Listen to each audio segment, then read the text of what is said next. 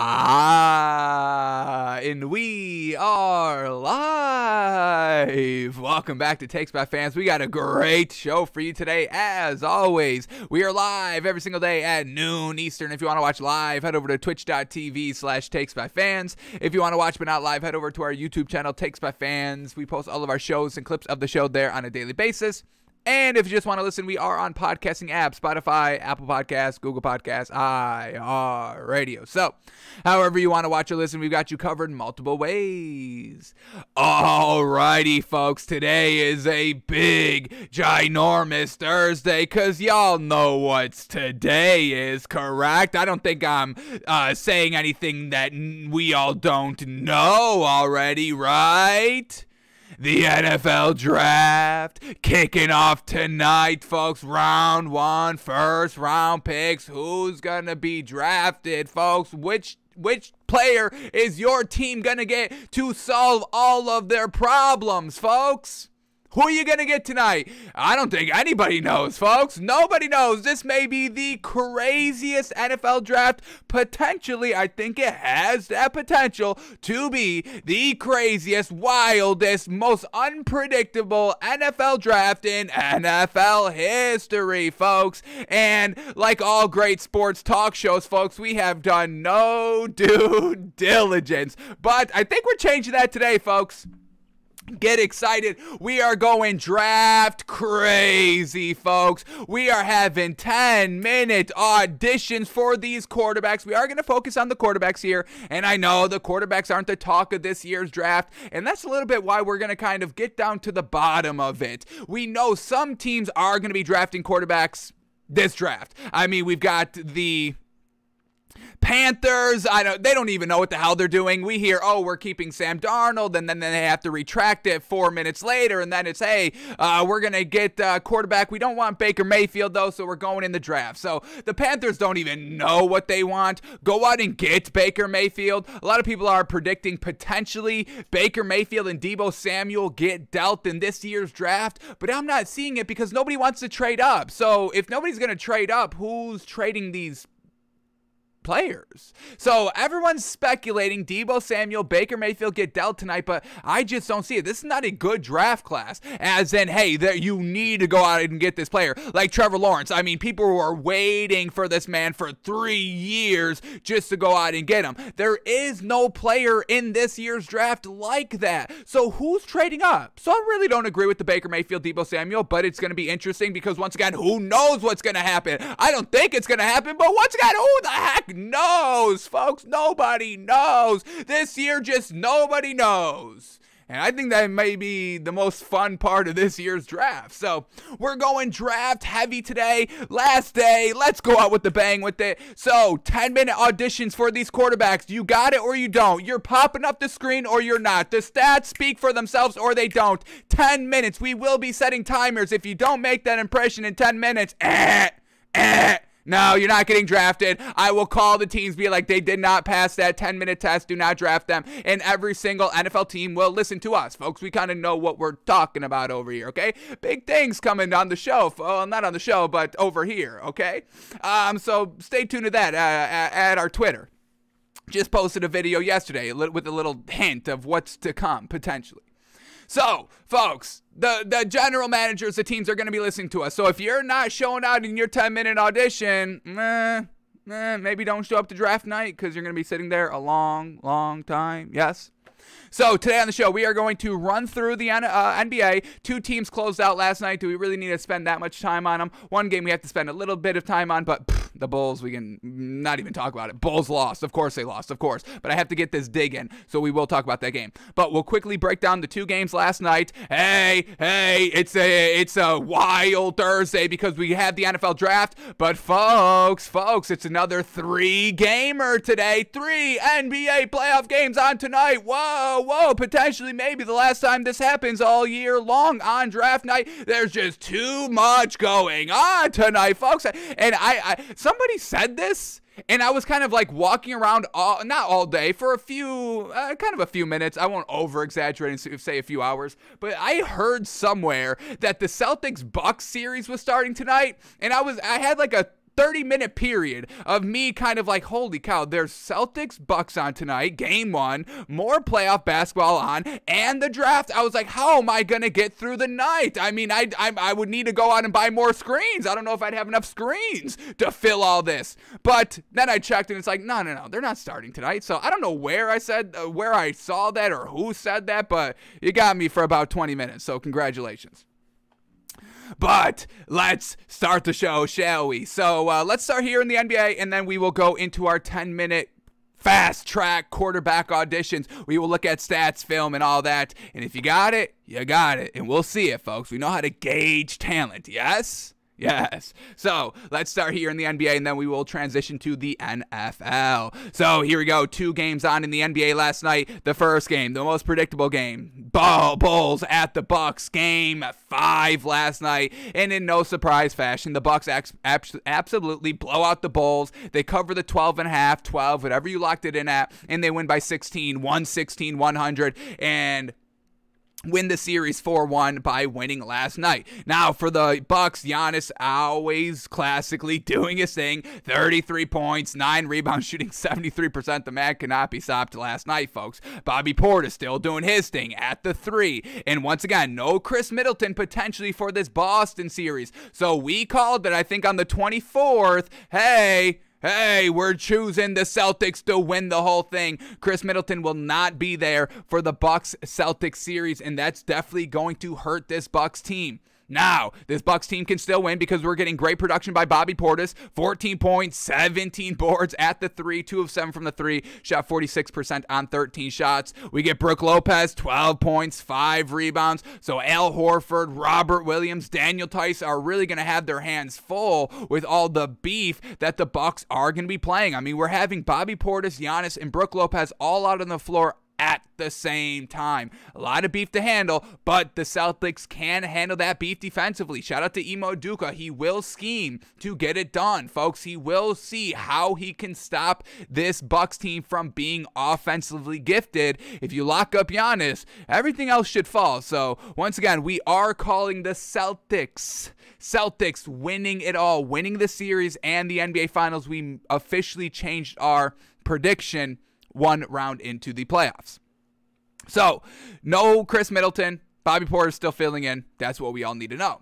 Then we had Drew Holiday at the 1, 10 points, 9 assists, classic. Off the bench, Grayson Allen is still giving us great production. 13 points, 5 rebounds, 3 of 6 from the 3. And then Pat Connaughton, 20 points on 6 of 9 from the 3. That is absolutely huge if we can start getting this level of production by Pat Connaughton. He's been okay all year long, but yeah, 20 points, yeah, we'll definitely take that. Second leading scorer for the squad, yeah. So, Bucks dominate like expected. And then for the Bulls last night, oh man, they didn't have Zach LaVine, and they also didn't have Alex Caruso. So of course this team was absolutely going to shit the bed last night, and that's exactly what they did. This game was not competitive. It was a Bucks blowout from start to finish, and this is a little bit of a good blowout. I mean, the Bulls only lost by 16 points. I think that's a little respectable, only losing by 16 when you only have really DeMar DeRozan out there, and he didn't even play good. The man put up 11 points and 7 assists. That's not going to get it done.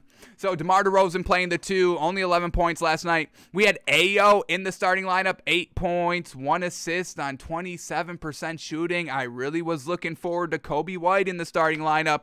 Kobe White coming off the bench, 17 points, 4 assists, played more minutes, better production overall. I mean, why is that man not outstarted? I never got it, folks. We hated Alex Caruso coming back in the starting lineup. It did not move the needle. So, nothing really great. We had Patrick Williams. He was the leading scorer last night, 23 points. And then Vucevic, 19 points, 6 assists, 16 rebounds, but just not enough to get it done. So, Bulls doing classic Bulls things here and getting blown out by the Bucks. But, shout out to the Bulls for at least winning a game. We cannot officially say the name because we officially said no more talking about this team for the rest of, we said for at least the next 2 months. But at least the Bulls won a game, yeah. Yes, and didn't get swept. Yes, only one team got swept in the first round. Yes, y'all know the team we're talking about, folks. Don't play dumb. Y'all know who we're talking about. Bulls are better than that team. Yes, more credit to the Bulls and that team. At least they won a game. Yeah. All right, Bucks get the win 116-100. And close out the series, and we'll be waiting for the Celtics Bucks. And when does this series start? Because I am chomping at the bit to watch this series, folks. This is going to be maybe one of the best series in NFL and NBA history. And there's been a lot of great playoff series, like finals. Like this may be better than the finals, folks. So gear up for this. So when do we get this series tipping off? Because I cannot wait, folks. Sunday, May 1st, 1 o'clock tip, Bucks at the Celtics, because y'all know the Bucks ran from the Nets. How stupid was that, right? But we'll talk about that series a little bit more once we get a little bit closer to that. Gonna be great. Cannot wait. Sunday, folks. Sunday. All right, then we get the last game on last night. Nuggets at the Warriors. Do or die game for the Nuggets, and they played like it was do or die. This was a really great performance by the Nuggets overall. They were competitive. They had leads late in the second half. It was close. They were never really getting blown out, and they really kept everything in check. Really a great performance, and I don't hear a lot of people were chirping about Jokic's performance early on in this series, saying, hey, this is why he doesn't deserve the MVP. And your MVP is going to get swept and all that, but he's had a really great game. What game did they win? Game 3? He had a really good game 3, and he had a really good game 5 out here tonight, folks. But before we get into the let's start here with the Nuggets. Who cares? Jokic, 30 points, 8 assists, 19 boards, shooting 66% last night. Amazing play by Jokic. Huge clutch buckets to take the lead. Expand the lead. What was their? I think their biggest lead was only about 8. Is this correct? What do we get? 10. All right, they had the biggest lead. The biggest lead was 10 for Denver. Warriors only led by 7 at the most, and they were never covering because the Warriors were minus 8.5 last night, and I took it. Dang. We were never in the green in this game. How truly unfortunate. So yeah, Jokic had a great night, and nobody's giving this man any credit. Everybody is still on that narrative, and this is why we have to say things out loud. This is why I like to do the show every single day, because people are still rolling with that narrative of Jokic kind of getting swept in the first round, not performing well in the first round, because the narrative at the first 2 games of the series were so anti-Jokic. I don't know if people have re-updated their thinking on Jokic in this series. So, Jokic, a magnificent game last night. Yes, he's MVP. Yes. I mean, I don't know if this is a debate anymore, folks, okay? First of all, it's only regular season awards, so we shouldn't even be having this conversation, but y'all like to have the conversation, so here we are having the conversation. Jokic was good, very, very good in this playoff series, but it was against the Warriors and he has no help. Let's all take it easy on Jokic, please. Jokic, magnificent last night. And then just like that, nobody else can help him out. Aaron Gordon back to his non-20-point games, 15 points, 0 of 4 from the 3. Yikes, I mean, you got to be on your 3 bullshit if you're facing the Warriors. I mean, the Nuggets shot 6 of 29 from 3. 20% from 3, folks. Do you think that's good? Of course not. The Warriors shot 13 of 31, 41%. Do you see the difference between 41% and 20%? Yes, it's a big old difference. So nobody can hit the 3 on this Nuggets team. Another reason why, I don't think we should be harping this much on Jokic losing 4-1 in a playoff series. I don't know if that really means that much, folks. So, Aaron Gordon can't do anything great.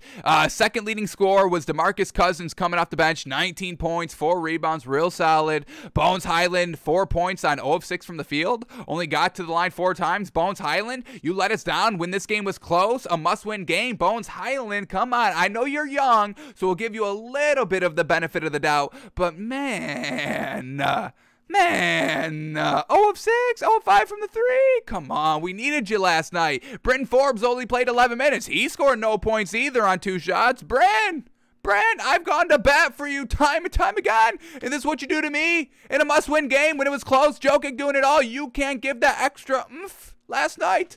Damn you, Bryn Forbes, Bones Highland letting us down last night. Aaron Gordon has never lived up to anything at all this season, and Jokic has truly tried his best to carry this team, and this is as far as he could carry him. A 4-1 loss in the first round. Womp, womp.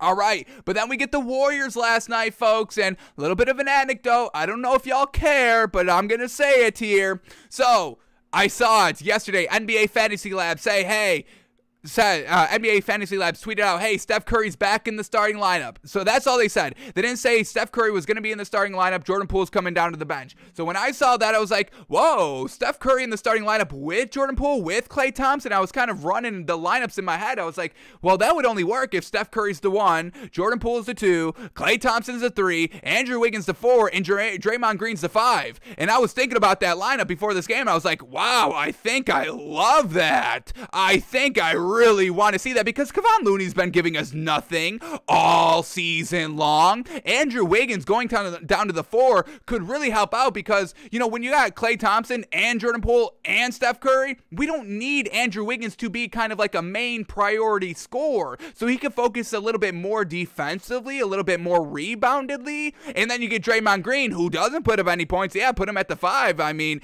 you know, we know bigs can score, and there are dominant scoring offensive bigs here.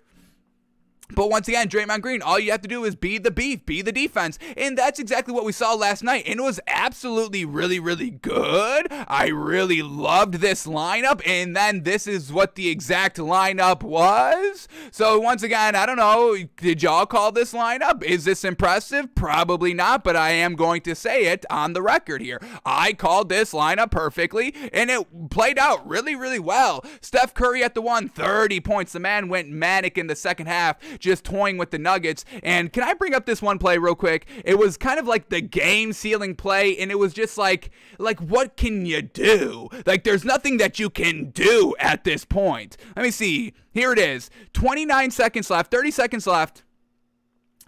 Let me get the scene here. 30 seconds left. Warriors up only 3 points. 1 possession game. Warriors with the ball up 97-94, 33 seconds left. So Steph Curry, just look at this man. Just look at this man. Has the ball at the top corner of the 3-point line. He's going to face screen number 1 with Draymond Green. Now look at this. We get a wide open Warriors player at the top of the key that Steph Curry can just drop off the ball to. Drop off the ball and get a good quality look at 3. But Steph Curry doesn't take that. He keeps going around the world, driving baseline, and then finally gets the scoop layup because the space finally opens up because of Steph Curry's great athleticism, speed, because of the great 3-point shooters that you have to respect on the 3-point line. It's just Steph Curry going to the bucket to ice the game. This made it a 2-possession, 5-point lead with 30 seconds left. The game is over at this point. So it was just a really great play by Steph Curry right there. And that's why this Warriors team is so gosh dang dangerous, because they can score so many ways, and everybody is so like unselfish, and they know how to get the best shot. And that's exactly what Steph Curry did. Passes up a 3-point shot that, you know, probably could have been hit to, you know, make it a 6-point game. But hey, you know, just let me go to the bucket. I'm going to run all around all these people because they can't keep up, and just finger roll at the bucket for the win, for the series win, and moves on to the next round. So Steph Curry went absolutely manic in the second half. 30 points, 5 assists, 5 rebounds, shot 5 of 11 from the 3. We had Jordan Poole last night, not the best game, and he's kind of struggled the last 2 games, but I'm not really kind of freaking out about it. Jordan Poole last night, only 8 points, 4 assists. We had Draymond Green at the 5, 11 points, 6 assists, 2 rebounds, yeah. Andrew Wiggins at the 4, 12 points, 5 rebounds, 2 assists, yeah. And then Klay Thompson, a little off last night, only 1 of 6 from the 3 for 15 points, 9 rebounds, 4 steals, though. We'll take that defensive effort. So all that, it was a little lackluster, but I love this scheme. I love the idea of this being the starting 5. And if Jordan Poole and Klay Thompson were just a little bit more on, like they usually are, this is more than a 4-point win last night. This is a big 10-plus point win. So I'm loving this new Warriors lineup. I think they're going to keep this rocking moving forward in the next round, and just playing Kevon Looney off the bench. And I think that's absolutely fantastic. Kevon Looney off the bench, 4.7 rebounds. A +1 on the floor, positive production, yeah. Any way we can get it, absolutely. And let's also not forget about Gary Payton the second last night. 15 points, 2 steals, 3 assists, 3 rebounds. Hit a big shot as well in the second half. to tie the game. I think it was a big 3 to tie the game. So just everybody coming up in the clutch last night by the Warriors, and that's another reason why they're so dangerous. This Warriors team at home, folks, it's almost unmatched in the NBA. So Warriors close out the Nuggets last night, winning 102-98. Shout out to Steve Kerr for this genius lineup. I love it. Shout out to Steph Curry back in the starting lineup. You know, this is what we said after Game 4 that they lost. We're like, hey, get Steph Curry back in the starting lineup. Let's stop dicking around here. Let's stop playing around here a little bit. Yes, let's get Steph Curry back in the lineup, and that's the solution that they had. Not bringing down Jordan Poole, keeping Jordan Poole in the lineup, and moving down Kevon Looney. So Warriors, I think I love it, folks. Watch out. Watch out. Warriors get the win, move on to the next round, winning 102-98 last night, and Jokic and the Nuggets are gone fishing.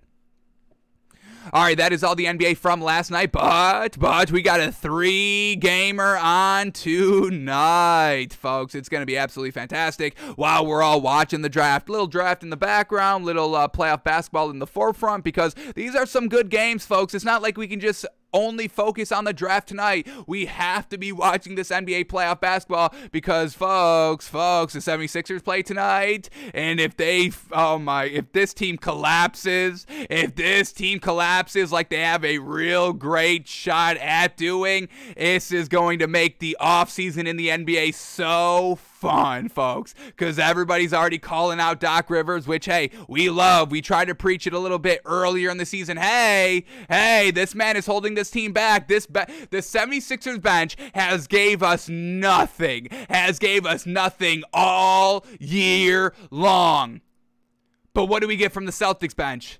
Peyton mother-loving Pritchard, folks, putting up like 10 points every time he comes off the bench. That is coaching. That is how you do it, Doc Rivers. You cannot coach at all. We've got players here, and they've done absolutely nothing all season long, and now in the playoffs as well, with a banged up Joel Embiid. So you need more offensive producers to make up for Joel Embiid being a little banged up, a little lackluster. And once again, Doc Rivers cannot get that out of non-superstars, and that's exactly what bench players are. Non-superstar role players. That's why they come off the bench. Doc Rivers doesn't know how to coach them, how to get the best out of them for one game, for a series, for any amount of minutes. Doc Rivers is not a good coach in that aspect. Anybody could coach good with great players. Once again, y'all loved Adam Gase, the offensive guru. Once again, I can't let y'all live that down. There's some things that you just can't let people live down. And it's not, we can't let you live it down because we want to knock you and, say we're so much better than you. No, it's just, hey, sports takes, they can go off the rails quick, folks. One thing leads to another. I've seen it, I get it, a la the Nets. He who shall not be named on the show. It can get out of hand, but we have to remind y'all how out of hand it could get. This is why we still reference y'all calling Chris Middleton Batman. It was absurd. This is why we will still call out y'all taking the Nets this season. Come next season, 5 years from now, we're going to be like, hey, y'all remember in 2021, 2022, the Nets? Yeah. So there's some narratives that we can just not let y'all forget, folks. We have to remind y'all, all right? It's nothing personal. It's just, hey, it's like a little bit of a holding up a mirror. He'd be like, hey, y'all went down this path a little bit before. Yes. Let's make sure we're really feeling these thoughts and not just saying them. Yes? So, some narratives we got to keep bringing up. But here we go. 76ers at the Raptors tonight, folks. Tonight. Let's see what we got. A must-win game for the Raptors. Closeout game for the 76ers. Series up. 76ers 3-2 over the Raptors. Game 6 tonight in Toronto. Not great for this 76ers team on the road. But here we go. 76ers at the Raptors. 76ers -1.5. Raptors +1.5. Wow. Vegas giving no love to the 76ers, and I think I'm feeling the same way. But let's check the ins and outs. For the 76ers, Matisse Thybulle can't play. They're in Toronto. And then for the Raptors, Fred VanVleet is a game-time decision. Now, I think I don't even want Fred VanVleet to play. And if he does play, I think I want him off the bench. I think I want Scotty Barnes in the starting lineup tonight. Because Fred VanVleet hasn't given us really anything good at all this series. And don't mess with the flow. This is working. They won the game where Fred VanVleet left the game at halftime. They won the game where Fred VanVleet did not play at all. Do not mess up the rhythm here. And I think Nick Nurse will do that. I think he will not mess up the rhythm here. So if Fred VanVleet does play, expect him to come off the bench. I'll call it right now. Nick Nurse is too smart to put that man back in the starting lineup. I know, hey, we're getting a starter back, all that, but do not mess with the rhythm, the chemistry, what is working. Keep it with the hot hand. I've got faith in Nick Nurse. Do not start Fred VanVleet tonight at the 1. But I'm loving the Raptors here tonight, folks. Once again, this is just starting 5 versus starting 5. That's all this series is. Coaching goes to the Raptors. Better players go to the 76ers just because they have Joel Embiid. But overall, Joel Embiid is banged up. In this 76ers team, they cannot get any offensive production to overcome Joel Embiid struggling. We'd have to have James Harden, Tobias Harris, and Tyrese Maxey all going absolutely manic, and we haven't really seen that, folks. Once again, 76ers bench is nothing. It's literally nothing. You might as well just only play with 5 players. It's the same thing. So I'm taking the Raptors tonight. Plus a 1.5 doesn't really matter. Take them on the money line. Yeah, let's take them on the money line. Let's get a little bit better value tonight. Let's bump it up to -110 at +1.5 to on the money line at +105. I mean, the 1.5 is really not gonna do us anything good, folks. It's really not. So let's get the better value and let's go all in. Raptors on the money line tonight. I saw Joel Embiid struggling. The man is grimacing every single time he touches the ball. Every time he goes to shoot a free throw. Every time he goes to grab a rebound. The man is wincing, folks. Can't bet on that. Raptors at home. Nick Nurse wanting to be the first coach to come back 0-3 down in a series in NBA history. Wants to clown Doc Rivers. And hey, I'd be all for that. Absolutely. I hope Doc Rivers loses this series and gets chased out of the league. There's really no coming back for this. There should be no coming back from, falling or going up 3-0 and then losing 4 straight. There really should be no coming back from that. So hopefully he gets ran out of the league because he's ruining this 76ers team. He's ruining it, folks. So, give me the Raptors on the money line. Absolutely. Alrighty, here we go. Game number 2. Another big game here that I think we may potentially flip the other way on. But here it is. Suns at the Pelicans. Game 6. Suns closeout game. They're up 3-2. Pelicans must win and they're at home. Teams with a must-win game at home tonight, go out and get the job done. Raptors and Pelicans. The Jazz, they also are in the same boat, but the Jazz are trash. I'm not believing in the Jazz, folks. Y'all know that.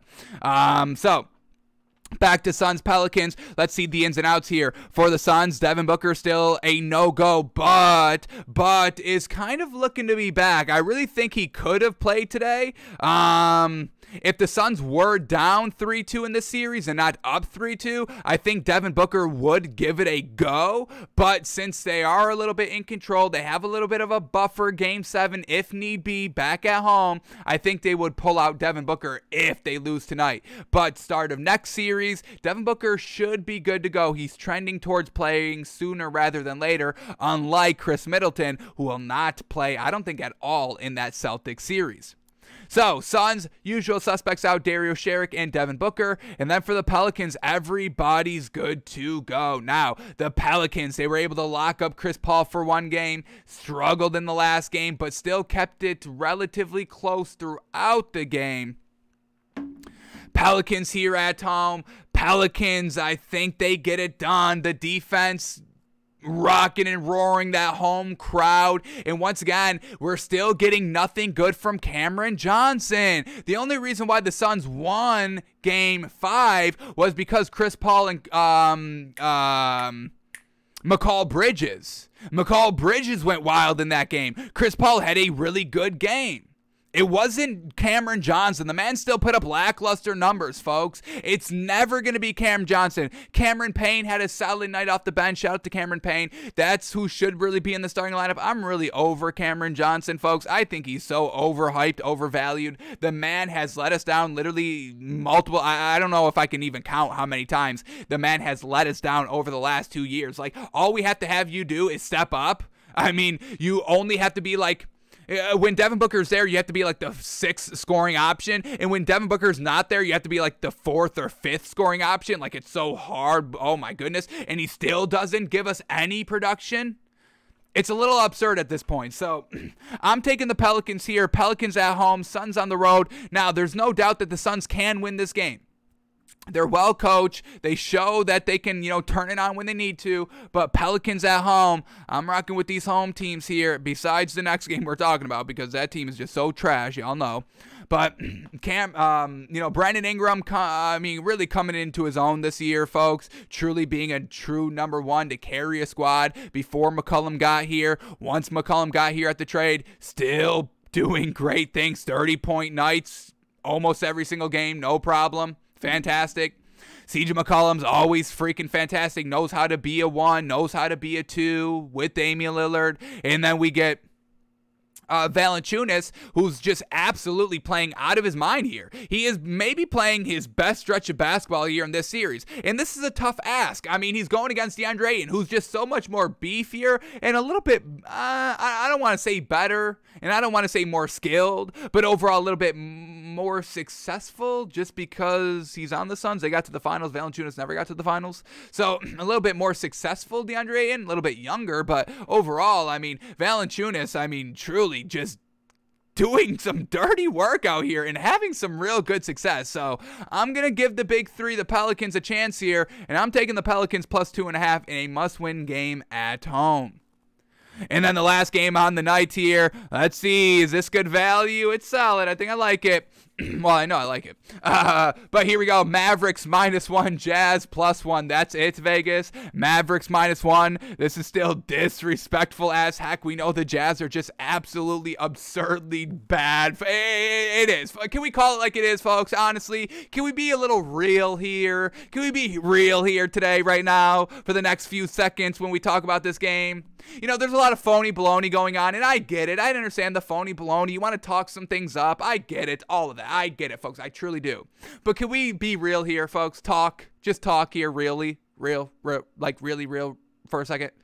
The Jazz are really bad, folks. Like, this is, like, so absurdly bad. Underperforming. No great, consistent role player help. Donovan Mitchell is trying to do it all himself. Rudy Gobert, one good game this series. That's it. Wants more respect. I mean, the defensive, y'all know how we feel about that. Him being in the Defensive Player of the Year discussion every single year and can't guard the perimeter. It's the craziest thing. Can't guard the perimeter. The Mavericks live and die by the perimeter. Why is this Mavericks -1? Like, Vegas, what are we doing? Honestly, what is going on over there in Vegas? I know y'all got the draft tonight. Is that what it is? Is that what it is? All the odds makers are all just partying at the pre-draft party today? Everybody kind of phone it in at work today over here at Vegas?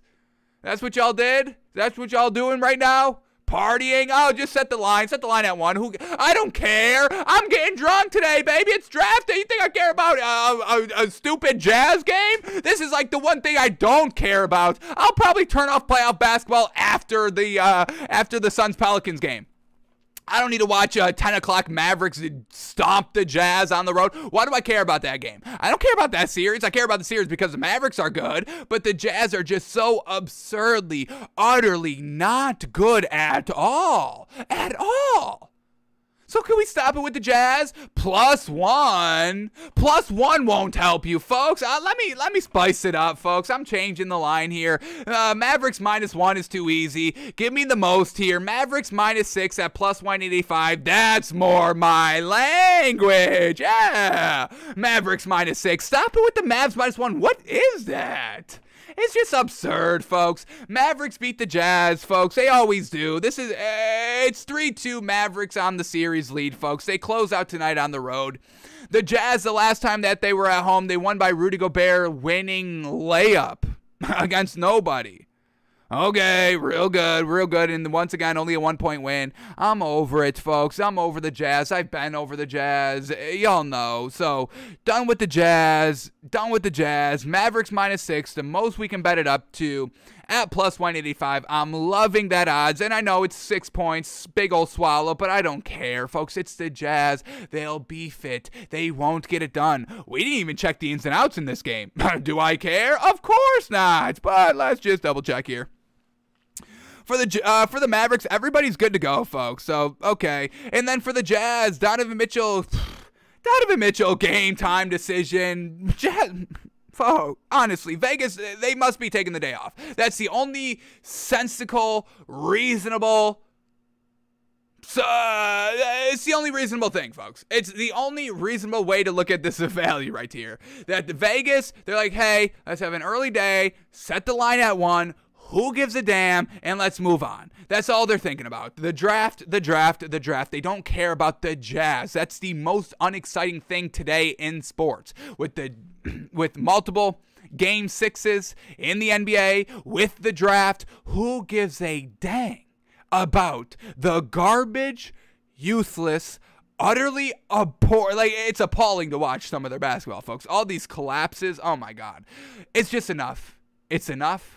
Mavericks -6. We'll take that. Enough with the Jazz. So, tonight, we are taking the Raptors on the money line, baby. We're taking the Pelicans plus the 2.5 points, and we're going Mavericks -6 tonight.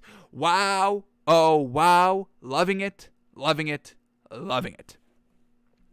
All right, that is all the NBA we had to go over for today. So now let's shift gears to the NFL. Well, we're talking quarterbacks in this draft class. Rapid, impress me. Show me what you got. We got 10-minute auditions. Soon as we set the clock, 10 minutes. Show us what you got. Stats, bowl games, just video in general, highlights. Let me see. Do you got it or don't you got it? Because we already looked at one quarterback already that everybody's gushing over, Malik Willis, and we're like, this is it? This is the guy? This is the guy in this year's draft, Malik Willis. I'm not liking it at all. But we know some teams are still in the quarterback market.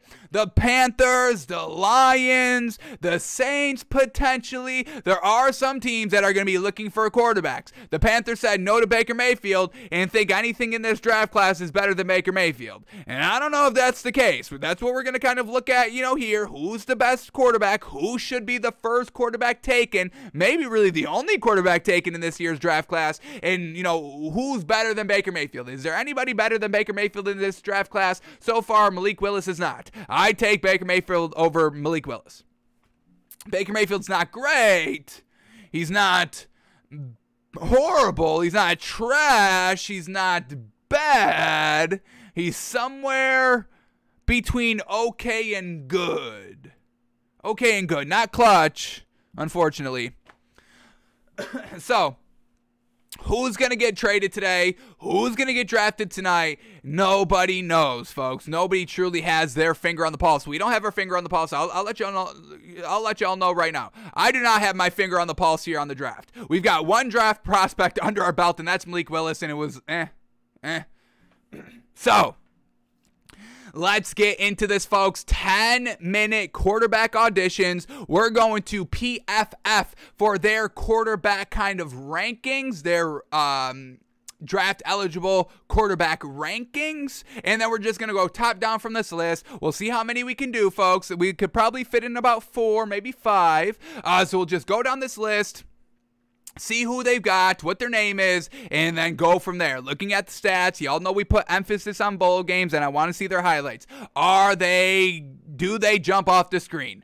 Do they got it? And which quarterback is the best? So, before we start with our first one here, let's recap Malik Willis. He does not move the needle for us at all. First of all, he's only 6'1". And once again, we are paying really, really close attention to quarterback height this offseason, folks. So, it's unfortunate, but this rookie draft class is going to get scolded on their height. It's unfortunate, folks, but look at the quarterbacks in the NFL now. We need tall, big guys. That's what's winning currently. Kyler Murray, a little exposed. Russell Wilson up for recertification. Smaller quarterbacks. Baker Mayfield's getting ran out of Cleveland. Nobody wants to give him a chance. Smaller quarterbacks. It may be done. Your time may be up. Obviously, always exceptions to the rule. Drew Brees, don't bring up Drew Brees to me. I get it, folks. Exceptions to the rule. Okay. Russell Wilson is still a little bit of an exception to the rule. He's great. He already achieved success, but now struggled a little bit, and not solely his fault. We get it. It's a very, very light restriction on Russell Wilson right now, but that's it.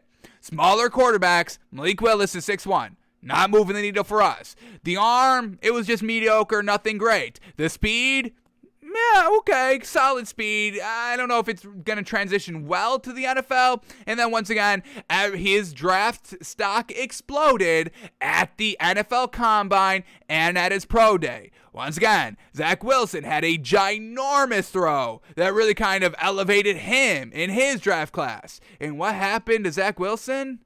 Y'all are still gushing over one big throw against Corey Davis against the Titans. To Corey Davis against the Titans real early on last season. That was his big game. So don't get caught up on the big throw.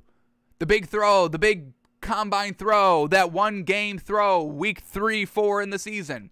So Malik Willis is really not moving the needle for us. I would not draft Malik Willis. No disrespect, but I would not see him as my quarterback of the future. So Malik Willis, not moving the needle for us. But let's see who's going to be our first quarterback here on our 10-minute fast audition. So here we go. We got 10 minutes on the clock, folks, and we are sticking strictly to these 10 minutes. After these 10 minutes are up, verdict. Then we move on to the next one. Yes?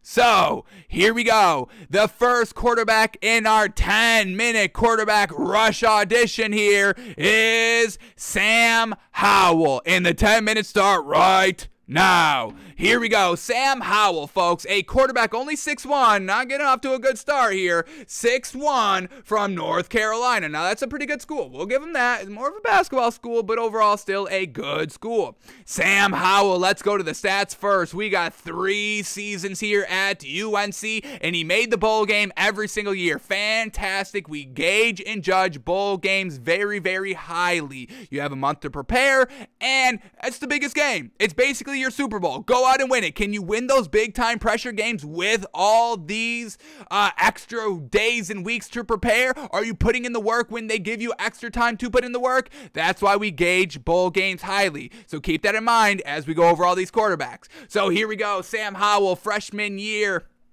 We got 61% completion percentage, 3,600 yards. Whoa, 38 touchdowns, 7 interceptions. Holy moly. That's freshman year? Wow, I don't see a knock at all. Besides completion percentage, a little light, but it's freshman year, and he still slung the ball around. 3,600 yards, 38 touchdowns, 7 picks. And y'all want to get big on Malik Willis, folks? We were at 1 year on Sam Howell, and yeah, I take him over Malik Willis just on this stat column alone. Wow, where's Sam Howell in this draft, folks? I'm gushing already. I'm loving it. Here we go. Let's go into the bowl game here in year 1. 2019, year 1, freshman year, great year statistically. That's a really good year. And in the bowl game, he gets to win. Oh, 73% completion percentage, 294 yards, 3 touchdowns, no picks against Temple. Yo, draft this man now. Draft Sam Howell now. I am loving it. We can stop the 10 minutes now. I've seen enough. Wow, where have y'all been hiding this dude? This dude, is he getting play, folks? Is he getting played in the national media draft coverage? Because everyone's still over Malik Willis. Even PFF has Malik Willis more highly ranked over Sam Howell. That's disrespectful. The only thing going against Sam Howell right now is 6'1".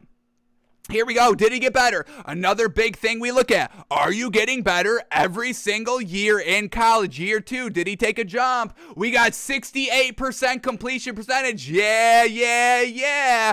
3,500 yards, 30 touchdowns, 7 picks. Okay. Completion percentage went way up on about 80 less throws. So not great there. Still good. Yards came down on less throws. Touchdowns came down on less throws. Interceptions stayed the same on less throws. Alrighty, not the best jump I was looking for, but that completion percentage is truly jumping off the screen to me.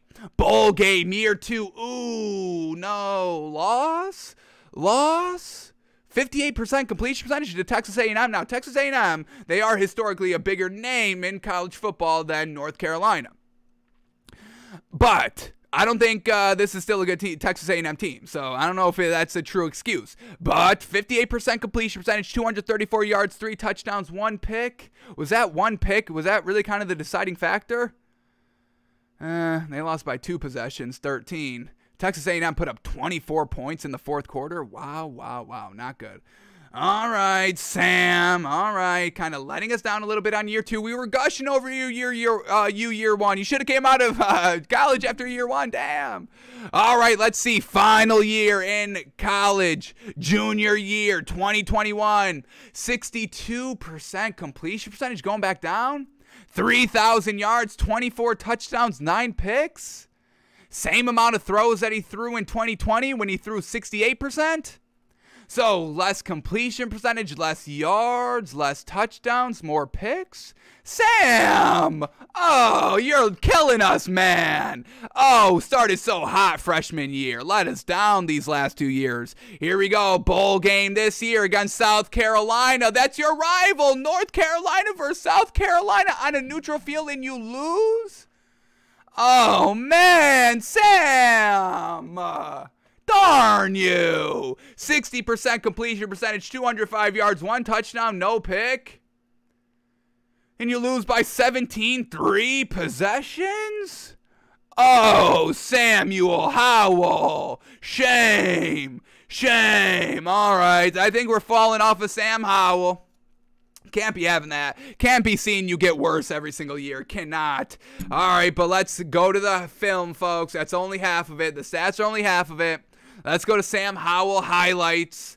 Let's go to career. I want to go to career. I want to see if we can see some of these 2020 highlights in this career highlight package. So here we go. Career highlight package. We got 5 minutes left on the clock here. You got 5 minutes, Sam Howell. You are fighting for your life here. Here we go. Deep throw. Let's count the yards. Throwing it from the opponent's 45-yard line. Getting it all the way back to the back of the end zone, folks. That's another 10 yards on 45 yards. That's 55 yards. And that's kind of clean. So the man's got an arm. Okay. All right. Winning us back a little bit. Big arm. Big cannon arm. Here he goes. Another one. 50 yards right at the 50-yard line, getting it all the way down right at the goal line. So that's 50 yards clean. 50, 55. Here we go. Going to throw from the opponent's 40, slinging it again. And that's a tad underthrown. Tight window to throw it into. All right. Against Texas. This is Florida State here.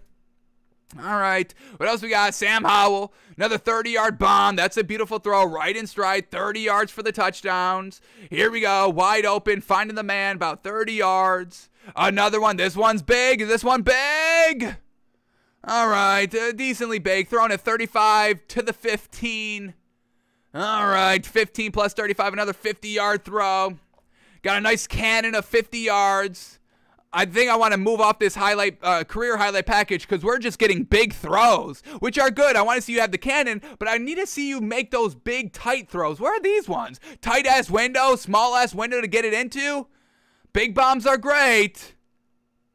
But once again, here we go. Right on stride, a little bit of a wheel route here. Threw it perfectly. That's a throw right there. That's what I want to see. Bingo. Bingo. Running back on the wheel route. Yes. Here we go. Rushing the ball. Oh, I think we made a major mistake. The man's trying to be a dual threat running back. We didn't look at any of his rushing numbers. Let's quickly go back to his rushing numbers here. Is this man a true dual threat quarterback? Wow. Well, okay. All right, let's correct something here, folks. He did not become a dual threat quarterback until this season. Final year, the man ran for 828 yards. Holy cow, 11 touchdowns on top of that. So his 2021 season is a little bit better overall than we thought. His overall passing numbers went down, but his production overall still increased by still giving us 11 rushing touchdowns and 800 rushing yards. Solid here. But once again, he's only 6'1". So, especially in today's NFL, where everybody's got edge rushers on edge rushers on edge rushers on edge rushers. Look at the Chargers, folks. They just picked up Khalil Mack. It's over for you. If you're facing the Chargers, good luck, quarterbacks. You got 2 edge rushers coming at you. Here we go, in the red zone here, avoiding the sack, rolling out to the left, tucking it, running it, taking a hit, staying on his feet. Wants to go down, but this man's speed is nothing good. He's not embracing the hits. He's not dishing out the hits. Easing up when he knows he's going to get hit, and that's going to get him smacked in the NFL. Here we go, in the red zone. From the 5-yard line, quick throw, one-on-one coverage, not the best ball placement here. It's good, he's giving his receiver a chance, but ball placement, he threw that one way too much inside where actually the defender was. The receiver made a way better catch. Unfortunate. I don't know here, folks. I don't know here. Sam Howell going deep again. Real good throw. Man, oh man, threw this one from the 40, got it all the way down to the 5, his own 40. All right, the man's got a nice arm. 50, 55, which is exactly what you want in the NFL, absolutely. Here we go, Sam Howell, running again, going right up the middle. Speed, rolling out to the left. Yeah, the man's got no speed. This is not going to work. Okay, Sam Howell's not a dual threat quarterback, folks. Yes, in college, but once again, the speed does not translate from college to the NFL. Tua looks pretty fast in college. He is not fast at all. At all. I hate Tua running, folks. The man is not a dual threat quarterback at all. Sam Howell, not a dual threat quarterback. Here we go, final minute on the clock. Let's skip around here. What else do you got? Sam Howell, final minute. Show me something. You gotta show me something here because it's not looking great for you. Here we go, another deep bomb. Okay, we've got the bomb. I'm done with the bomb. It's college. You're not throwing these bombs all these times in the NFL. I need to see better, more precise precision passes. Once again, over the middle of the field, decently big, 35 yards, got a touchdown, well done, but overall more tighter. This is the one I want to see in the red zone. Threw it over 2 defensive linebackers, threw this one right over the corner as well. That's a throw. There we go. Now we're talking. 6 seconds left, final throw. What do you got? Howell, big bomb. All right, and that is our 10 minutes ending on the big bomb. So, Sam Howell, folks. Sam Howell, let's get on these thoughts real quick. Here we go. Sam Howell. Great year 1. Great freshman year. Got worse? Can we say that? Can we got a little worse each year? Not a dual threat. I would not kind of draft this man assuming I'm getting a dual threat quarterback. Not dual threat. Not dual threat, even though the man ran 1 year. Okay, do not get caught up in those numbers. That's not good numbers. So, Sam Howell not moving the needle on us. Now, do we take Sam Howell or Malik Willis? I don't take either of them. I don't take either of them. Next up. Who's up next? Here we go. Next quarterback. Welcome to hell. Welcome to hell. Here we go. Next quarterback up. We are going Desmond Ritter. Desmond Ritter, your 10-minute start now. Impress me. Impress me. Here we go. Desmond Ritter. Let's get your stats up here and start there. Desmond Ritter, career stats. He's a little bit taller than these first 2 quarterbacks, folks, which is great. Desmond Ritter from Cincinnati. Oh, I think we've got some discrepancies in height. PFF lists him at 6'3", but Sports Reference lists him at 6'4". And I bring this up because this is kind of, the tipping point. We're going kind of 6'3" and shorter, not great. 6'4" and above is really the sweet spot. Yes, we could still count 6'3" as pretty tall, good, but that's kind of where the bar is going to be determined to be separated. Do we go 6'3" and above or 6'4" and above? Once again, that's coming a little bit later in this offseason. But here we go. Desmond Ritter, we'll count him at 6'4". I'm giving this man the benefit of the doubt. 6'4", tall quarterback. This is who I think I want, folks. But let's make sure in these stats. Here we go. Desmond Ritter, 4 years in Cincinnati. Got to a bowl game every single one. Desmond Ritter, this could be good. This could be big time, folks. We may get big time right here if the numbers are good. Here we go. Desmond Ritter, freshman year. Year 1, 62% completion percentage. 2,400 yards, 20 touchdowns, 5 interceptions. I will honestly take that all day. Freshman year, year 1. It's nothing great. Everything is lackluster. Every single category is lackluster, but it's year 1. Fine. Let's see what he did. Bowl game year 1. Here we go. Desmond Ritter, what do you got? Got to win. Only threw the ball 7 times for 57% completion percentage. 86 yards, 1 touchdown, no pick, and that's 4 wins. So maybe he got injured. Let me see. Desmond Ritter. He's coming off some injury. Here we go. Desmond Ritter injury history. What do you got for us here? Got to go quick. Ritter escaped college without any serious injuries. Bingo. He did deal with the sprained shoulder in 2019 and missed 1 game. So, okay. Why he only threw the ball 7 times that game? Maybe he was fine. So, no worries there, honestly. We are not worried about this man's health. Got the win. Only thrown the ball 7 times freshman year. And that's fine. Freshman year. Bowl game win. Fine. Freshman year. Let's build on that. And this is what potentially may hold him back. Is he getting better every single year? Here we go. Second year, sophomore year. Ooh, whoa. What the hell is this? 55? I cannot accept that. Cannot accept 55% completion percentage, 2,100 yards, 18 touchdowns. Oh, Desmond. What the hell is going on here? What the hell is going on here in 2019?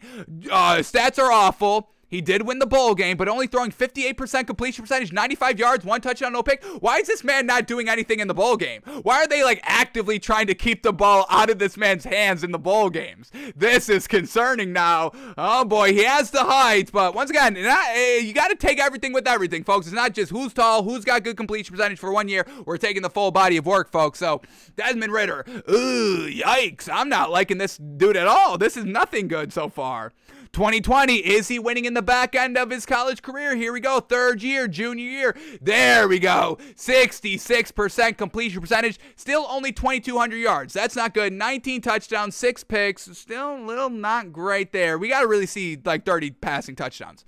Is this man a dual threat quarterback? Is this why he's not? He's not really dual threat. He picks up solid yards. Here we go. Basically putting about 500 yards rushing every single year. The year that we're talking about, junior year, 3rd year, 592 yards, but he did rush for 12 touchdowns that year. So, okay, likes to use his legs here and there. Not really true dual threat, but we'll gauge his speed when we get to the film. All right, so he has 19 passing touchdowns and 12 rushing touchdowns. So solid production overall. We'll give him some more credit. Here we go. 2020 bowl game. He's 2-0 so far. Does he go 3 for 3? He does not. Oof, his best performance. Damn, you lose your best performance game. 64% completion percentage against Georgia. And hey, I mean, you lose against Georgia in the bowl game. I mean, man, oh man, that's an okay loss. Georgia's a big program. 206 yards, 2 touchdowns, no picks. Did you keep it close? Yeah, only lost by 3. Okay, that's fine. That's fine. You went 9-1. This was the Peach Bowl. This was Peach Bowl, folks. Was this a playoff game? Is Peach Bowl? I think Peach Bowl is a playing game or a playoff game. 1 second, folks. Hello? Yes, sir. If I could ask you to go to Dr. Ronzo's office. Yep, I can do that. Right. Thank you, sir. Yep. All right, Desmond Ritter, you get an extra 15 seconds from that call. But here we go, back on Desmond Ritter. Yeah, 3rd year Peach Bowl, only lose by 3. That's fine. Okay, what else do we got here? Final year, let's bring it home, Desmond Ritter. Here we go, senior year this season, 2021, 64% completion percentage, 3,300 yards, 30 touchdowns, 8 interceptions. All righty, it seemed to all come. Completion percentage is still a little bit light. I would really like to see 69, 68, 70, 71% completion percentage here, but overall, 3,300 yards, that's his highest season. 30 touchdowns, that's his highest season. Only 5 interceptions, that's his one of his lowest seasons, so not bad there, not bad. Rushing yards, 355 with 6 more touchdowns to go along with that. Alrighty, and then bowl game, final bowl game, make it count, and he doesn't. But once again, having to face Alabama. Okay, so the bigger names, Georgia, Alabama, couldn't quite get it done, and we understand Cincinnati going to Alabama here through 53% completion percentage, 144 yards, no touchdown, no pick, and got absolutely blown out 27-6. So, Desmond Ritter can't beat the elite of the elite, which is, okay, I'm not going to knock him too much on that. And he did get a little bit better every single year. So, okay, I think Desmond Ritter is a little bit in play of getting drafted, folks. I think we may draft Desmond Ritter. but we got to see the stats now, or we got to see the highlights. So here we go. Desmond Ritter highlights. What do you got, Desmond Ritter? The big, tall, 6'4" slinger. What do you got? Let's go to his 2021 highlights. This was his best season. What do you got for us? Here we go. Here we go. You got 3 minutes and 30 seconds. Show me what you got. And he's starting with the deep ball. Deep ball. Throwing it from his own 10-yard line. Getting it all the way down to the opponent's 40. Yeah, 50 yards. Count it 55. Round up, round down. I don't care. We're talking 50. Yes, sir. What else do you got? Here we go in the red zone. Just nice little floater. Running back beats everybody to the corner, and that's a touchdown. But once again, nice job scoring in the red zone. We like that. We like that. Great vision in the red zone. Here we go from the 22-yard line. Once again, a little bit of letting everybody else do the work. He threw the ball 3 yards. Running back out of the backfield, takes it the rest of the 18 yards, needed for the score. Okay. All right. So this is where some of his touchdowns are coming from, just letting everybody else do the work. Still putting the ball in, you still have to deliver the ball. We're not knocking it, but okay, we're getting some context here. Here we go. We get a deep ball, one-on-one all the way down the field, and this is an absolute bomb, and it's absolutely on the money. Ripping it from his own 29-yard line, getting it all the way down to the 30. Holy moly. We got 50 yards there again, so nice throw, real accurate. That's a nice accurate deep ball.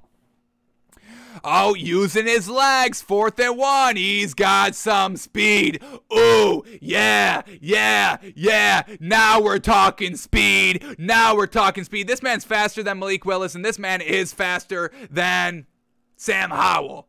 I don't care if the 40 times didn't show that. The on-field, the in-game action just showed me that. Definitely faster than Sam Howell. No question there. Here we go. Escaping all the pressure. Threw the ball a little bit light there. Why'd they show this highlight? Oh, did they call that touchdown? I don't know what they call, but either way, a little bit of a lackadaisical throw here. Even though he was wide open. Little lackadaisical. Didn't really love that. I think they still counted it a touchdown, though. Here we go. There it is. The pick and pop. Just fake it on the play action from the 1-yard line. Pop it over the line for that wide open tight end. Love it. Here we go. Ripping it. Put a little bit too much air under this ball. Got caught up a little bit at the end. Okay. Luckily, the receiver went up and got it. Here we go. Sam Ritter. Ripping it. This is a throw I love right here. This is a throw. Big time throw to squeeze it in between the corner and the safety. You got to get it in that tight spot. It's not the tightest spot here, but it's still that, hey, get it over the corner, get it right before the safety. So real great throw right there to play that middle. Love it. Here we go in the red zone here. We got a one-on-one matchup. Safety winning way too deep. And there it is. Throwing up that one-on-one 50-50 ball. And he threw it beautifully. That's a beautiful ball. I'm coming around on Desmond Ritter, folks. Let's skip a little bit here. We got the final 30 seconds plus an extra 15 at the end of it. Here we go. Sam Ritter. Let's close it out, baby. Here we go. Just a little bit of a read option right there. Running back does the rest. Okay. So he's a smart quarterback. He's not always looking to do it himself. He'll take the open shots. And hey, it is a fine line. And look at the speed. They called touchdown. Is that an all the way touchdown or he step out? Where they rocking it? Show me it. They go red zone. All right, final 2 plays. That's our 10 minutes, but we have to add the 50 seconds or 15 seconds. Here it is, bootleg in the red zone. That's play number 1. Final play, Desmond Ritter, bring it home. What do you got? Here we go. Final play. Looking to the right, flips back to the left. Finds the wide open receiver, and it goes for 30 plus. Initial first read not there. Flips back to the left, and there it is. Desmond Ritter, folks, I think is draftable. We finally got a draftable quarterback here, and his name is Desmond Ritter. Yes. That's all the note is, yes. He's got the big arm. He's got the speed. Folks. He's got some wins. Winning against Big teams, that's where he struggles a little bit. Winning against big teams, better teams. So he's going to have to go to a NFL team that's a little bit more polished, a little bit more established. I don't know if he's the one to kind of turn an entire organization around and win that Super Bowl. But he's smart, takes the checkdowns when he needs to. And hey, you know, I know it's never the pretty play, the checkdown, all that, but they are necessary in the sports, folks. We see Tom Brady. He's a little bit of a, I don't want to call him a check down king, but he does take the check down. That is a little bit of a knock on Tom Brady, but you can't disagree with the results. I'll check down. Fuck, I'll check down. I don't give a damn. Check down for 7 rings, yes. Yeah, like as I'm signing my contract. So you're telling me if I just check down and get 7 rings, yeah, I'll do that. Oh, yeah, that's fine. And I'll be considered the greatest of all time? Yes, check down. Yes, okay, check down, check down, check down. So Desmond Ritter winning against best teams is his biggest downfall. But he's a smart quarterback. Smart quarterback, folks. And he's 6'4". And he's 6'4". And he's 6'4". Desmond Ritter, congrats. You're our guy. You're our guy. Now, we still have time in the show here. I think we can do 1 or 2 more. So let's look at another quarterback here. Who's the next quarterback up? The man that we've been trying to get to, Kenny Pickett. Let's go, baby. Your 10-minute start right now, Kenny Pickett. Next quarterback here in our 10-minute interviews. Here we go. Kenny Pickett. Let's see what you got. Let's start with the stats. Also, let's see how tall this man is. Here we go. Kenny Pickett, 6'3", right on that border. Here we go. Kenny Pickett from Pitt. 5. How many years is this? Holy moly. 2, 4, 5 years at Pittsburgh. Okay, stayed an extra year. I don't know if that tells us anything good. But here we go. Freshman year, rarely played. Only threw the ball 66 times. We will not count that. A first official year starting sophomore year in 2018. Gets to a bowl game. Love that. Threw only 58% completion percentage. Awful. 1,900 yards. Awful. 12 touchdowns, 6 interceptions. Awful. That year is abusively awful, folks. Yikes. All right, Kenny Pickett, not the strongest start here. Lost his bowl game as well. Did he have 2 bowl games? What is this? What the hell is this? How you get 2 bowl games? 2 neutral field games. What is this first one against Clemson? He lost both of them, so it's not good either way. Atlantic Coast Conference Championship. So he loses the conference championship throwing 20. Jesus. Jeez, folks. Okay, I think we're done with Kenny Pickett already. 25% completion percentage in the conference championship game for 8 yards. 8 yards, 1 pick. You had 4 completions, and you threw a pick? That is garbage. Yikes. Okay, and then he gets another bowl game. He gets a Sun Bowl. Conference championship, loses. Shits the bed. Bowl game against Stanford. Absolutely gets... Is this Davis Mills? Did he go against Davis Mills in this game? Who was the quarterback for Stanford? No. Okay. All right. I thought it was. Oh, hang on. This is rushing. Hang on. Yes, it wasn't. Okay. But loses everything. Conference championship and bowl game in the same year. And in the bowl game, he threw 37% completion percentage for 136 yards. So, okay, Kenny Pickett, first full year, nothing good at all. But did you get better? Here we go, 2019, junior year. We get 61% completion percentage, 3,000 yards, 13 touchdowns, 9 interceptions. Are you dual threat? Are you just running in all these touchdowns? No, you rarely run for 100 yards a year. So why are you going back-to-back 12 and 13 touchdown years? What the hell is going on here? Not good so far. Not making a strong case. 2019 bowl game. Did you bring it all together? Well, at least he did that. Against Eastern Michigan. Gets the win through 69% completion percentage. 361 yards, 3 touchdowns, no picks. That's what I love to see. Yeah, putting it all together. Here we go. 2020, senior year number 1. Only played 9 games. Did he get injured? Did Kenny Pickett get injured at any time? Kenny Pickett. Injury history. He did play the following year, so he did come back. Has a relatively clean bill of health. Okay. He opted out of that bowl game. Okay. He opted out of the bowl game. Just didn't want to push it here. Senior year, 2020, 61% completion percentage, 2,400 yards. Once again, only 13 touchdowns. What are we doing? 13 touchdowns, 9 interceptions. That touchdown to interception ratio is absolutely abysmal, folks. So nothing good. And then the final year, his final year, folks, final senior year, 2021, 67% completion percentage, 4,300 yards, 42 touchdowns, 7 picks. It all came together his final year. All right, better late than never. Bowl game, gets the win. Final year, 60% completion percentage, 253 yards, 2 touchdowns, no picks, and they absolutely blow him out by 24 points to win his final game of his collegiate career. Okay, Kenny Pickett, only really one good year. So stats overall are trash, but that final year are very, very good. Besides the completion percentage, everything else was very, very good. Now, let's go to his highlights, folks. Kenny Pickett. I only want to see 2021. I mean, that was his best year. I don't care about anything else. So, Kenny Pickett, 2021. Let's show me what you got, Kenny. Here we go. First throw, rolling out to the left, dumping it down. Okay, hands. Okay. Ball stuck to his hands a little bit. Seemed to not to be the most accurate coming out of his hands right there. A little wobbly. But okay, first play, no worries. Here we go. Go in deep on the next play. Go in deep. All right, seemed to tail off a little bit here. Threw it from his own 15-yard line, getting it all the way down to the 35. So we got 15 to the 50. That's 35 plus another 15. All right, is that 50? Is that 50? That didn't look like 50. I think that's 50 though. All right, a little 50-yarder. All right, 50-yarder.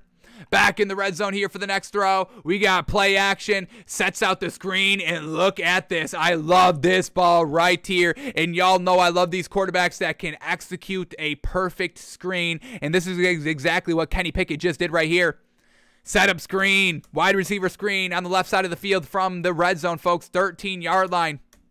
Wide receiver, he puts it, look at where he puts this ball, out in front, so it springboards the receiver forward. The receiver goes all the way into the end zone. Great throw. You must be absolutely 100% precise on these wide receiver screens, and he was right there. I love that. Here we go, back in the red zone. Here we go, rolling out to the right. Buying time, launching it back inside. Here we go. This is what I want to see. Threading the needle in the back of the end zone. I'm liking it so far, Kenny. Keep it up. Here we go. Next throw. Boom, boom. Found that soft seam between two defenders for a nice real gain. We got about 20 yards on that pickup. Here we go. Kenny Pickett again, launching this one. All right, felt some pressure, just kind of threw this one up a little bit. I didn't like how he throws this ball. I hate when kind of quarterbacks do this. They like throw while kind of like they throw while like wincing a little bit, like they know the pressure's coming, so they like throw, but then like in the middle of the throw they keep like bringing that shoulder, like turning that shoulder so they don't get hit in the chest. Can you kind of picture what I'm trying to do here? I'm doing it on the stream, but you throw it like this, like ooh, like hey, I'm throwing it, ooh, I'm tucking it, but I'm still throwing it. I don't love that. That gets you in trouble in the NFL. Now, luckily, this receiver went up and got this 50-50 ball. So I don't love that throw right there. But let's keep going. Here we go. Kenny Pickett. Kenny Pickett QB sneaking? Is Kenny Pickett QB sneaking? Oh, Kenny Pickett is QB sneaking on 4th and goal, and they give it to him. Kept fighting, working, churning, grinding those legs to crack that end zone, and that's exactly what he did. All right, Kenny Pickett again here, just dumping it down. And once again, I've got no problem with you making the right decisions. Absolutely. It doesn't have to be a big bomb every single play. Here we go. Plenty of time to throw on this next one. And wow, how the heck did he complete this one? It's a one-on-one coverage, receiver slipping back to the ball, and he threw it real low, exactly where it had to be. The receiver was on the ground, and he's lucky because the ball was also on the ground where the receiver was.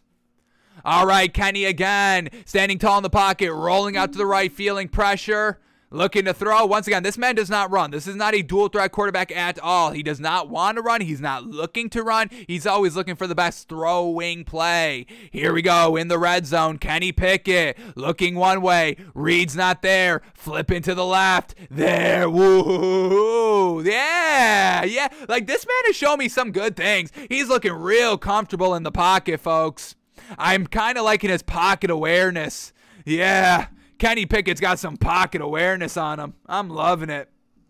Able to navigate the pocket very cleanly, taking the right read, the accuracy. It needs to be cleaned up. It definitely needs to be cleaned up a little bit more here.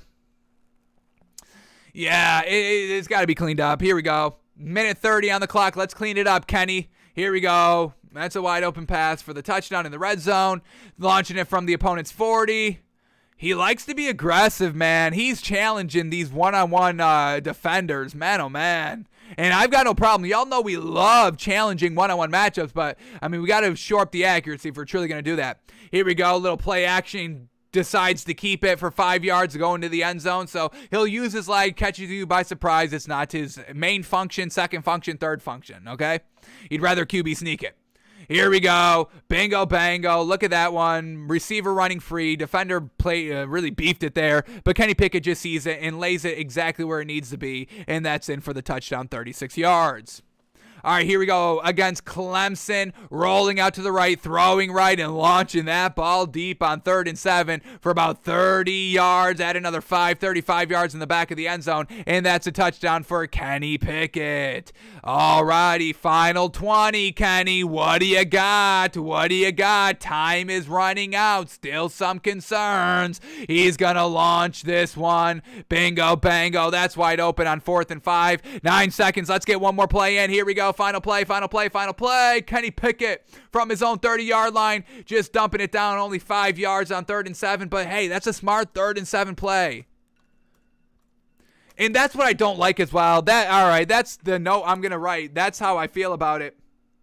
Kenny Pickett, solid. He looks like an NFL quarterback. That's what I will say. His confidence, his standing tall in the pocket. Like, this man does look like 6'4". Like how we had Desmond Ritter, 6'3", 6'4", didn't really know. 6'4" is looking like Kenny Pickett, not 6'3". So he stands tall in the pocket, stands tall, confident, in pocket.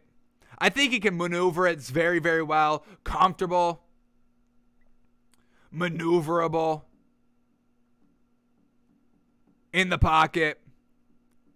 But his accuracy, folks, he errs on the side of, like, extreme bad. Like, you're supposed to err on the side of caution, extreme caution. This man errs on the side of disaster. So, his accuracy, instead of putting the ball out in front of the receivers, he usually underthrows the ball, so the balls are a little bit behind the receiver, and that's not what we need to see. If you're overthrowing receivers by putting it a little bit out in front, that's okay. We can work on that, but if you're throwing it behind, that's where you're going to get picked off. So Kenny Pickett, his accuracy errs on the side of behind, which is not where you want to have the ball. So for really that instance alone, I saw it a lot, folks, a lot in this highlight package. They were never out in front. They were always like right behind or a little bit on the shoulder, folks. So like the back shoulder. So when they're not supposed to be on the back shoulder, okay? Like, okay, you're supposed to throw back shoulder. That's not a back shoulder throw, okay?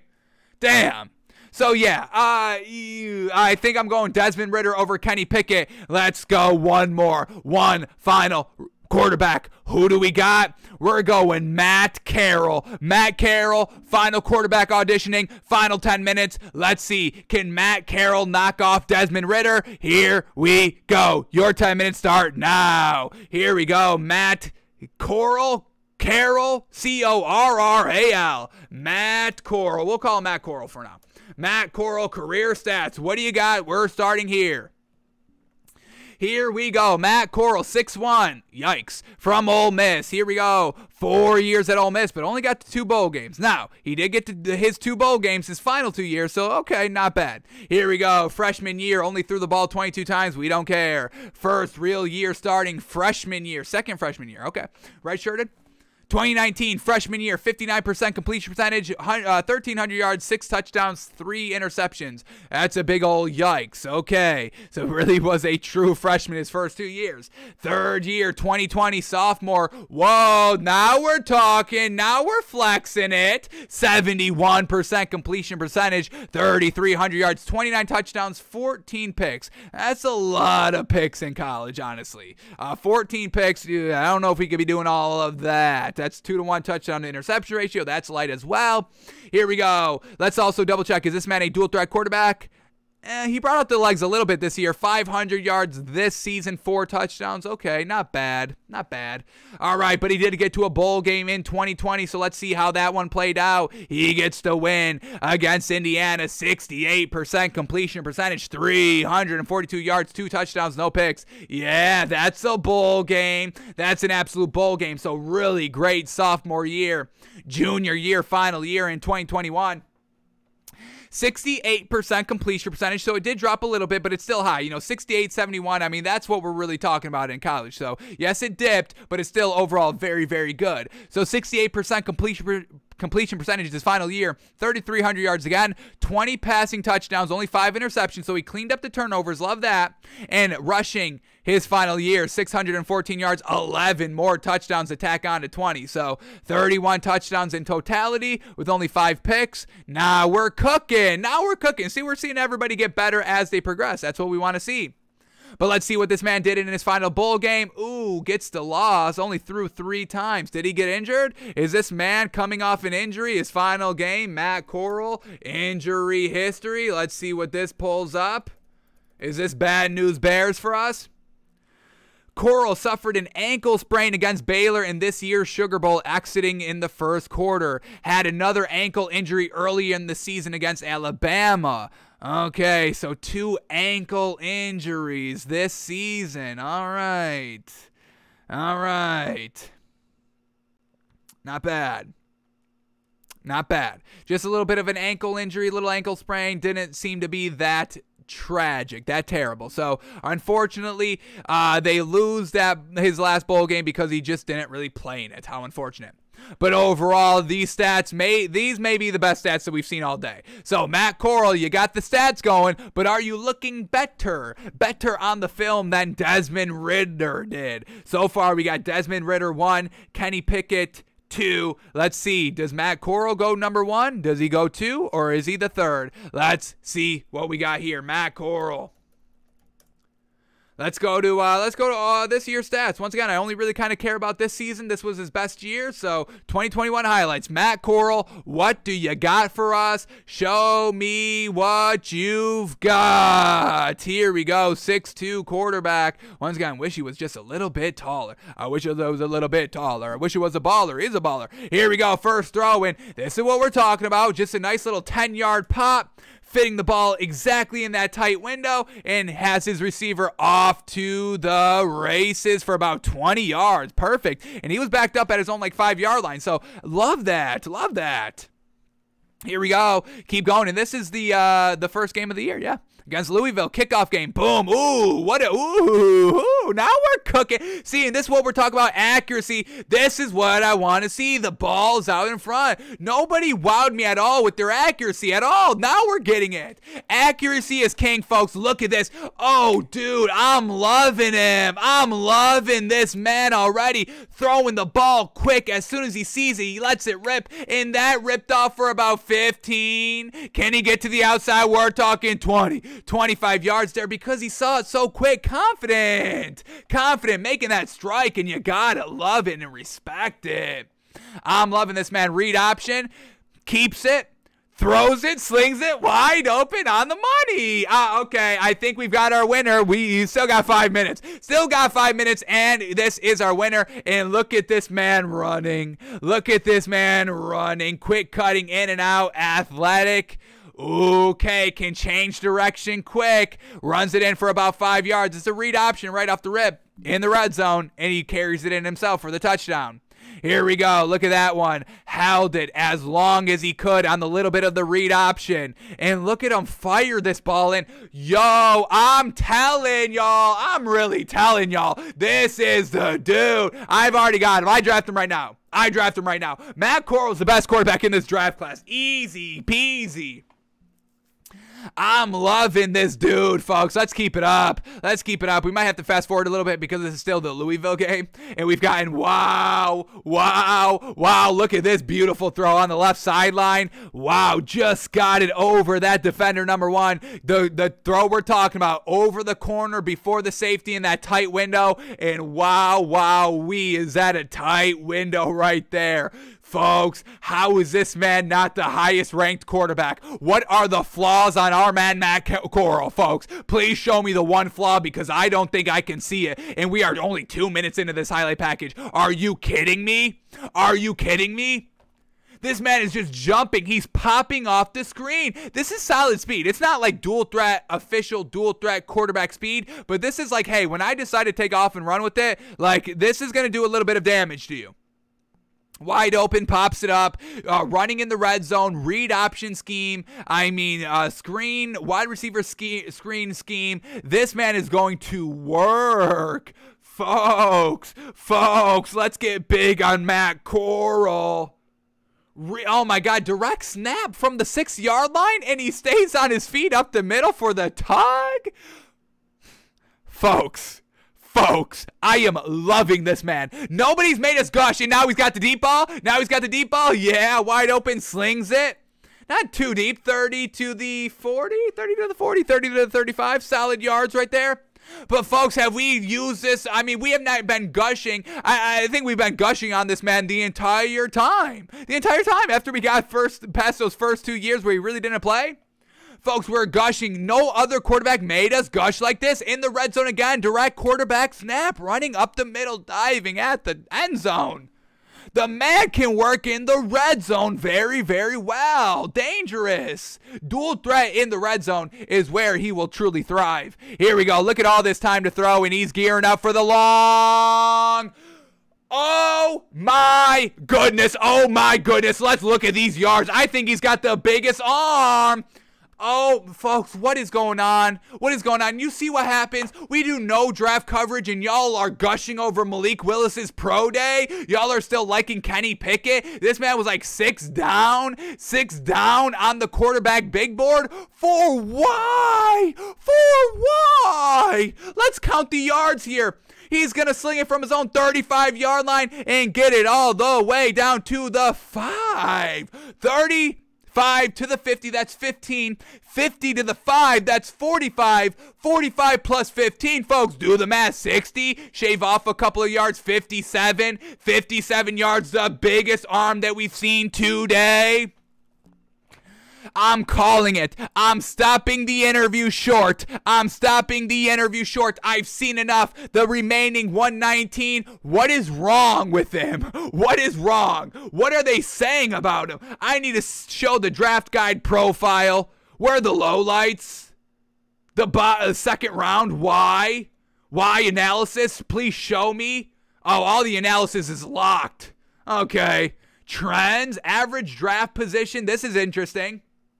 Started 8-14. This is like the earliest date that they have. Talking about like 20th, mid-20. Popped a little bit after 9:25. Kept popping. Why did he drop, folks? This man worked his way into the top 10. Yeah, I see top 10. He ended up falling. He took a big crash, like 312. 312 of this year, popped at 925 of last year, mid-season, fell off after the season. Why did he fall off after the season? They've got this man projected second round. This is absolutely absurd. Why did he drop? I got to figure this out, folks. We got to close it out here. Matt Corral. Why drop in stock? What is, off-field issues? Oh, no. He's got some off-field issues, folks. Is this correct? Little bad boy, little bit of a bad boy off the field.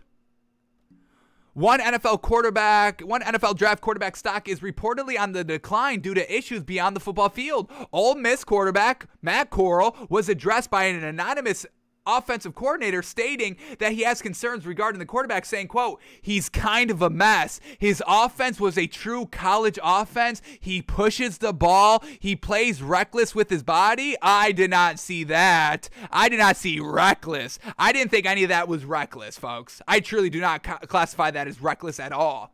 He plays reckless with his body. He won't hold up playing the way he did in college. I didn't think it was that bad, folks. He was only really running in the red zone. Okay. And there are character concerns. I'm not sure you want him leading your program. His sort of issues aren't the kind that's solved by giving a kid millions of dollars. So... However, one NFL quarterback coach talked about the Ole Miss quarterback and compared his release of the football to Jimmy G. And we like Jimmy G. He says, quote, as a player, just where the ball goes, I'm a big fan. He was 212 pounds at the combine. I doubt he plays at that weight, but he's got a super quick release. Yes, he does. He truly does. And it's like Jimmy Garoppolo's. It can almost be too fast at times. Interesting. He's got a strong arm. We love that. We saw that. His arm might be a tad overhyped. Really? If his is overhyped, everybody else is supremely overhyped. His arm might be a tad overhyped just because he makes more tight window throws. Yeah. So he has to display it more. And he's very tough. They used him as a runner, and his interview was solid. Yeah, so what is that first scout talking about? And he's very tough. They used him as a runner, and his interview was solid. Yeah, they used him as he's a tough guy. So, yeah, this guy's just BSing. Maybe he's just throwing this out there so nobody grabs him. But, folks, this is the best quarterback in the draft. Off-field rumors are right. Who cares? You know, you still get drafted. I mean, we see it happen. Hopefully it doesn't happen. Like, honestly, we all know the one I'm talking about, yes? So, hopefully the off-field stuff is good. The off stuff is fine and can be managed, but going purely off of talent, this is the best quarterback in the draft. So let's rank it, folks. Here we go. Our final rankings heading into tonight's draft. Matt Corral is number one, hands down. It's not even a debate, folks. Honestly, it's not even a debate. Matt Corral is number one. Then we've got a big gap, and then we got Desmond Ritter. I'm going Desmond Ritter number two.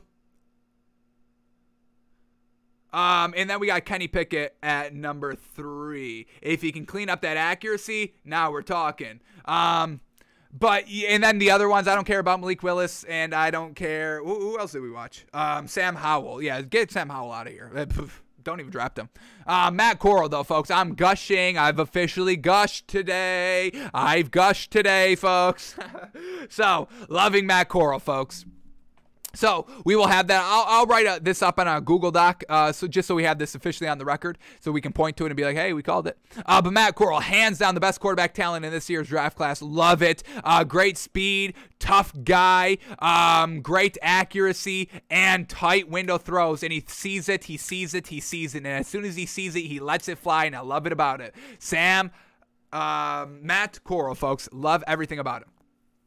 All right, folks, that's going to do it for us today. Thanks for tuning in. Thanks for watching. Thanks for listening. We are back live tomorrow. Once again, a little wonky here. Tomorrow. Yeah, we may be live tomorrow a little bit later in the day. It will not be at noon. If we do go live, it will be early in the morning or it'll be a little bit later at night. So, once again, hang tight with us, folks. We have an opportunity. We took the opportunity, and it's going to take up a little time. Hopefully not all of our time, but we'll have more information on that a little bit later for y'all. But we're going to get out of here for today. Have an absolute great one, folks. Watch the draft. Hopefully your team drafts that guy, that dude. Hopefully your team gets the guy that is going to help your team win the Super Bowl this season. I'm rooting for y'all. I'm rooting for y'all tonight, folks. It's the day of dreams. It's the night of dreams, folks. Let's dream tonight, yes? Matt Corral, I'm dreaming about that, man. Yes, sir. So, Matt Corral, go out and draft that. Somebody draft him, please. All right, folks, we're out of here. Loving everything about Matt Corral. Hopefully he is the only quarterback taken in this year's draft class because he really should be the only quarterback taken. So, all righty, folks, we are out of here. Have an absolute great one, and we'll see you tomorrow, hopefully.